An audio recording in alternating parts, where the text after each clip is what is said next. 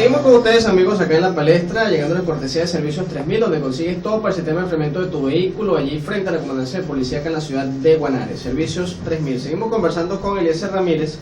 Y Eliezer, veníamos conversando del tema del revocatorio, el anuncio del CNE, y yo te colocaba casos hipotéticos, te coloco un nuevo caso hipotético. Vamos a suponer que el año evolucione, como lo viene haciendo, el revocatorio ya no se hace en 2016, queda para el 2 de marzo, como dijo Jorge Rodríguez, caso hipotético. Te pregunto, ¿tendría sentido para la oposición el referéndum revocatorio todavía en esas condiciones? ¿Lo seguiría impulsando? ¿Se llamarían a la gente a votar allí o ya desistirían del mismo?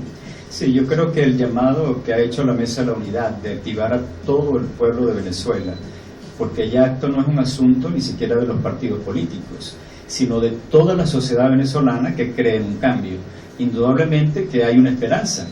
Esa misma lapso que la propia Tibisay Lucena mencionó ayer, inclusive daría para que el evento se realizara este mismo año.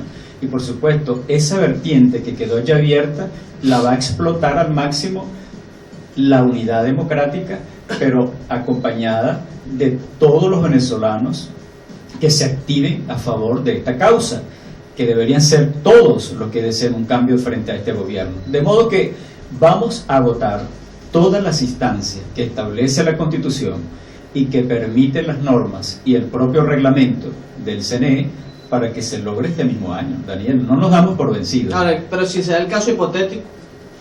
Mira, yo creo que, como decíamos en el transcurso de este trajinar, hay que caminar, hay que masticar chicle y hacer bombitas.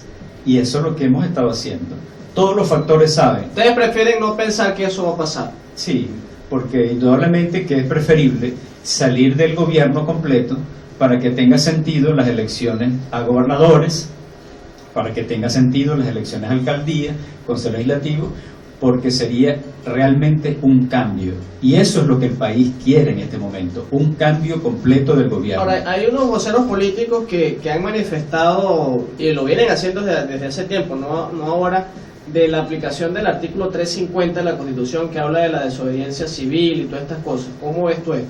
Bueno, de hecho, la compañera de la unidad, María Corina Machado, en un acto importante en la ciudad de Caracas, lo ha mencionado. Mira, y eso no se descarta. Acuérdate que mientras esté en la Constitución es posible. Y si eso nos permite ejercer la gran presión que este gobierno amerita para poder salir, porque están guindando como si fueran esas garrapatas que se le pegan a la vaca y no quieren salir. Bueno, cuando el pueblo se decide, y creo que hay una coyuntura estelar en este momento, porque ahí soplan fuertes vientos de cambio. Esto se parece mucho cuando en el año 58 los estudiantes decidieron dar al traste con la dictadura de Pérez Jiménez, y esto está tomando atisbos muy parecidos. ¿En qué se parece? Se parece en el sentido de que si la sociedad decide plantarse en las calles y aplicar el 350, aquí no hay gobierno que dure mucho tiempo. Necesariamente tiene que haber... ¿Pero plantarse en la calle de qué forma? ¿Trancando avenidas, trancando vías, cosas de esas? Mira, aquí hay que llegar a acuerdos importantes. Y el primer acuerdo es que se dé el revocatorio este año. Si eso no es posible, aquí la sociedad entera tendrá que asumir una posición firme, porque esta situación en este momento de hambre, miseria y postración no puede soportarla el pueblo este año.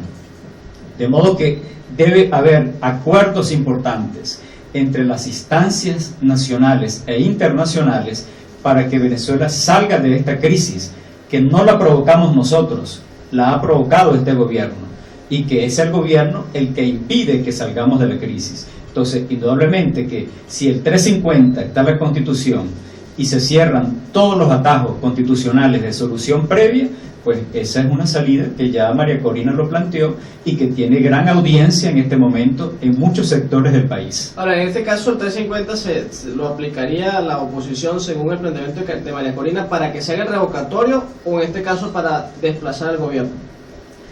Mire, que eso puede, como te dije, se puede caminar y masticar chicle. tú puedes hacer el revocatorio porque el gobierno va a impedir algo que es un derecho ciudadano. No debería hacerlo. Sería mucho más viable y pacífica la salida para ellos mismos permitiéndolo. Ahora, si no permiten ese atajo que es constitucional, bueno, el pueblo podría pasarles por encima, y eso es peor para ellos, y es peor para todos, porque ¿quién sale ganando cuando es el pueblo el que asume su defensa es por sí mismo, sin conducción, sin liderazgo? Ahí no hay liderazgo que valga. Entonces, que no piensen ellos calculadamente que ellos van a salir beneficiarios cuando el pueblo salga a la calle a tomar derechos por sí mismo. No es la idea, no es lo que está planteando la Mesa de la Unidad, ni es lo que está diciendo María Corina. Estamos presionando para que haya revocatorio este año, y esa tiene que ser la salida. El gobierno tiene que dar su brazo a torcer. El revocatorio está en la Constitución y es lo que el pueblo está solicitando en este momento. ¿Cómo evalúas tú el tema del gobierno como tal? Analizando, digamos, a la luz de lo que viene aconteciendo en los últimos días, hubo un cambio de 3 ministros importantes dentro del gabinete: el ministro de Transporte Terrestre, el ministro de Comercio, y no recuerdo cuál fue el otro ministro que sustituyeron allí. Relaciones Interiores y Justicia, bueno, el segundo a bordo prácticamente del gabinete. ¿Cómo evalúan ustedes de la unidad, y en este caso la visión de Eliezer Ramírez, al gobierno a la luz de esos cambios ministeriales y a la luz de lo que viene haciendo el Ejecutivo, según han anunciado en las diferentes ruedas de prensa, para lograr, digamos, derrotar la guerra económica? Sí, a mí me parece que el ala subversiva del gobierno, o sea, el ala más dura, más crítica, que es la que en el pasado sabemos que incendió, quemó caucho, autobuses en la época democrática, bueno, tienen el control absoluto del poder y tienen acorralado a Nicolás Maduro. O sea, Nicolás Maduro no forma parte de esa ala. Prácticamente no, porque sus decisiones no son las que se están cumpliendo.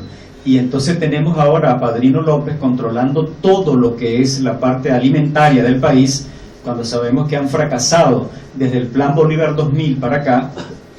Todo lo que han demostrado es una voracidad por los recursos financieros. Y bueno, prácticamente se han cogido todos los reales que han administrado los militares. Entonces, les das más poder a un ministro que está señalado por la DEA y que está siendo solicitado por narcotraficante o presunto narcotraficante, como el ministro Reverol. Entonces, en vez de entregárselo a la justicia, que está siendo solicitado, entonces le das el ministerio más importante del país, que tiene que ver con la seguridad de los venezolanos. Entonces, es una actitud prepotente, arrogante. Es como tratar de decirle al mundo: aquí somos nosotros y nadie más. Y eso, por supuesto, nos afecta en la imagen pública hacia el país y hacia la sociedad internacional, porque prácticamente lo que estamos es gobernados por unos garimpeiros del poder. Pero eso que tú dices no deja en evidencia que el gobierno de alguna manera está fortaleciendo sus cuadros con una línea más dura que va a ser más difícil torcerle el brazo, como tú decías hace rato. Sí, porque ellos lo que buscan es defenderse justamente cuando el pueblo decide a la calle. Bueno, van a intentar masacrar al propio pueblo. Bueno, vamos a ver si se atreven. El liderazgo político nacional ya tomó la determinación, luego del discurso de ayer de la rectora Tibisay Lucena, de que ahora vamos a las calles y nadie va a sacar al pueblo venezolano de las calles, no solamente a hacer las colas para comprar comida, ahora es a protestar por un derecho ciudadano para que se aplique en este país el referendo revocatorio, que además es una conquista nuestra que está en la Constitución y que se previó a raíz de la constituyente que promovió el propio Chávez, y yo no sé por qué ahora le tienen miedo. O sea, ¿cuál es el temor de contarse frente al pueblo cuando ellos mismos establecieron esas figuras jurídicas allí en la Constitución? Entonces, vamos a demostrarle al pueblo quiénes son ellos. Si el pueblo decide votar favorablemente por Maduro en el revocatorio, bueno, ahí sí estamos derrotados, y bueno, que nos ganen las gobernaciones también y que nos ganen las alcaldías. Pero si eso no fuera así y se da el revocatorio este año y Maduro lo pierde, pues hay elecciones presidenciales y entonces tendríamos un nuevo gobierno y tendría sentido las gobernaciones, tendría sentido las alcaldías, porque sería un cambio total que la sociedad está reclamando, porque ya el país no soporta un año más a Maduro en el poder, porque sería, bueno, activarse todos los mecanismos de ayuda humanitaria, sería entrar en un proceso de descomposición de la sociedad, porque cuando no hay alimentos ni en los puertos y no hay producción porque todas las empresas e industrias fueron quebradas por este régimen, entonces, ¿cómo vas a alimentar tú al pueblo venezolano? ¿Qué dice usted tú de esa propuesta de gobierno de unidad nacional que vienen impulsando algunos sectores, entre ellos Henry Falcón, el partido Puente de Irán Gaviria, y otros factores que consideran que en el país deben limarse las asperezas entre las dos tendencias y desarrollar un gobierno armónico para poder superar la crisis? Mira, eso encaja perfectamente en un proceso tan polarizado como el que hemos tenido en este momento. Un discurso que aglutine y que una y que integre todas las fuerzas, todas las potencialidades del país, eso es válido, es bienvenido, y creo que la Mesa de la Unidad Democrática se hace eco de esos discursos, de ese mensaje, porque está imbuido de la buena fe, de la mejor buena fe de un liderazgo político que en este momento coyuntural tiene derecho a ser escuchado, y en la Mesa de la Unidad tenemos que escuchar a las mejores voces, integrar los mejores elementos, los mejores esfuerzos. El país está en un momento que requiere de que pongamos por un lado o detrás las apetencias personales, grupales, partidistas. Ahorita tenemos que poner el país en primer lugar.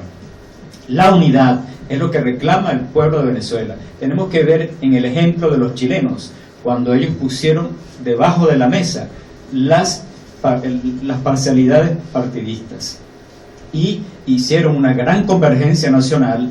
No solamente derrotaron a la dictadura de Chile, sino que rumbaron al país chileno en una senda democrática, y hoy por hoy Chile da muestras de un ejemplo de cómo se debe gerenciar en democracia. Hoy en día Chile es el primer país de América Latina con el PIB más alto del continente. Eso significa que ha habido sindéresis, que ha habido visión de grandeza. A eso nos exigen los venezolanos. Pero ese gobierno a nivel nacional pasa también por el revocatorio. Mira, el revocatorio, o pudiera darse sin llegar a darse este evento. Mira, el revocatorio, primero, que es una necesidad en este momento y es un derecho ciudadano que está en la Constitución y nadie puede negárselo.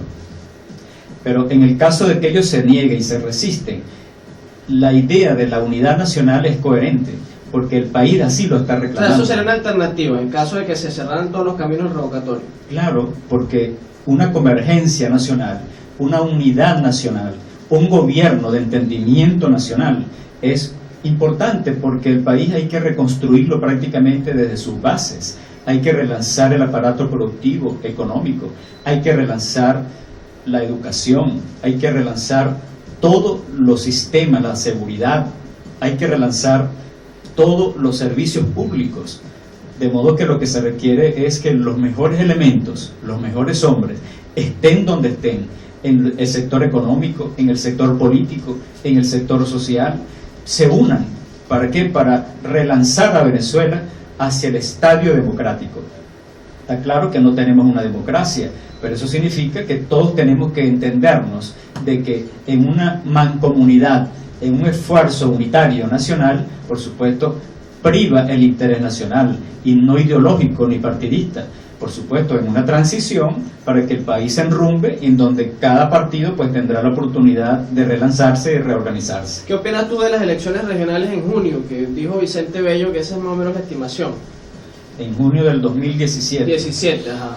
Pero generales o nacionales, mega elecciones. No, tengo entendido que las regionales, las que corresponden ahorita en diciembre. Sí, bueno, hay un escenario probable también para el primer trimestre del próximo año, ¿no? En el caso de que no hubiese revocatorio, el CNE pudiera anunciarlo en el primer trimestre del próximo año, pero también Vicente Bello, pues que tiene una lupa más cercana que la nuestra, pudiera estar acertando de que en el primer semestre del próximo año estaríamos teniendo elecciones a gobernadores y consejos legislativos. Pero la presión de calle, Daniel, pudiera cambiar los escenarios, porque hay gente tanto de la Mesa de la Unidad como del gobierno sentados en alguna mesa de negociación. Eso, por supuesto, no es público notorio, pero indudablemente que debe imponerse la sindéresis por el país, por encima del interés económico, incluso por encima del interés parcial de una tendencia y otra, el país tiene que estar sobre la mesa. Y yo creo que al final la misma presión social que viene a partir de ahora va a hacer cambiar las estrategias, tanto al gobierno como a la propia Mesa de la Unidad Democrática, porque pudiera venir incluso una mega elección presidencial. Entonces todo está por darse, de modo que el juego no está trancado. Hay posibilidades de seguir conversando, pero sin dejar la calle. Bueno, lo cierto es que Aristóbulo sí debe estar de acuerdo con el revocatorio en marzo. Si llegara a ganar la oposición, agarra el gobierno de Aristóbulo, que es el vicepresidente. El vicepresidente, y a él le interesa, porque sería el primer negro presidente de Venezuela. Gracias entonces a Eliezer Ramírez por habernos acompañado acá en el espacio. Gracias, amigos, por estar pendientes. Lo vamos para todos ustedes en la dirección técnica Gustavo Polino, en la producción la licenciada York Araque y en la moderación del espacio quien les habló, Daniel España.